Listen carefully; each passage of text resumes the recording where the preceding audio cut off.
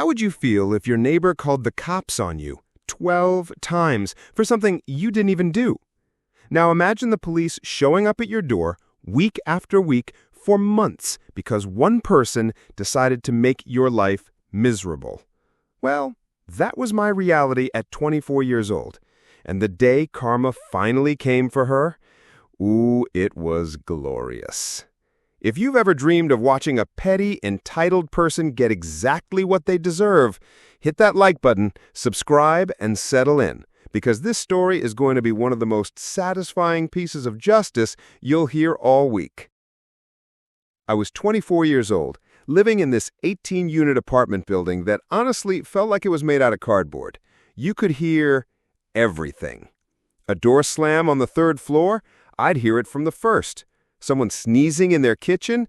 It might as well have been in my living room. It was my first place living completely on my own, and I was proud of it. Rent was cheap, the location was good, and sure, the walls were paper thin, but I figured, hey, we're all adults here, right? We can be respectful and coexist. I was so wrong. My next-door neighbors were this elderly couple. The husband barely saw him, always quiet, kept to himself. But his wife, she was the kind of person who could suck the joy out of a sunny day just by existing. She had this permanent scowl, the kind that made you feel like you'd done something wrong even when you were just checking your mail. At first, I didn't think much of it. Some people are just grumpy. But then the noise complaints started.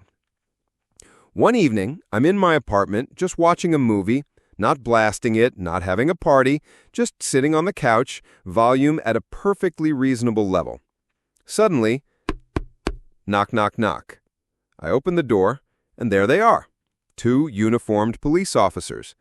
We received a complaint about loud noise coming from your unit. I was stunned. I invited them in, let them hear for themselves. The TV was barely above conversational volume.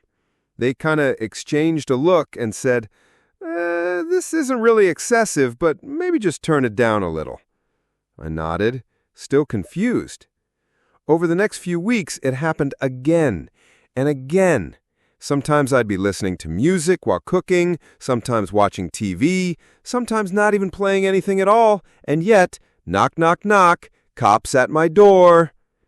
They'd check, realize nothing was wrong, and then give me the same awkward line, "It's not really too loud, but could you turn it down a little?"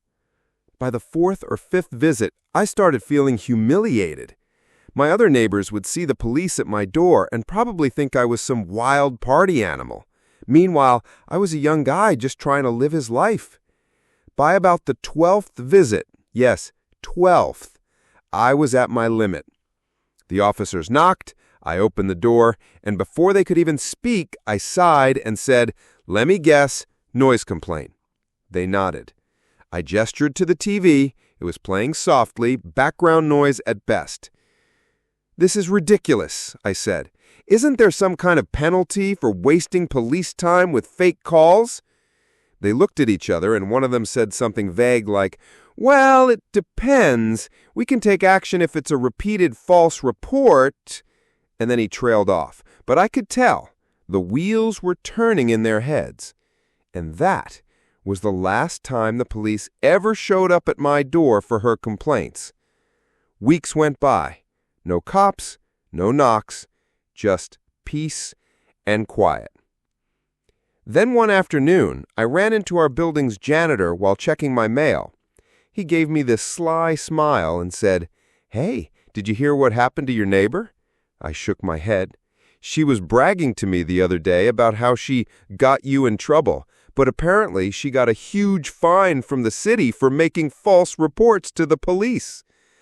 I couldn't help it. I laughed. Not just a little chuckle. I laughed the kind of laugh that comes from months of pent-up frustration finally being released. There's something indescribably satisfying about knowing that someone who spent months trying to make your life miserable ended up bringing the consequences down on themselves. She thought she was untouchable, that she could weaponize the police to bully me out of my own home. But in the end, she paid, literally, for her pettiness. It's funny how karma works.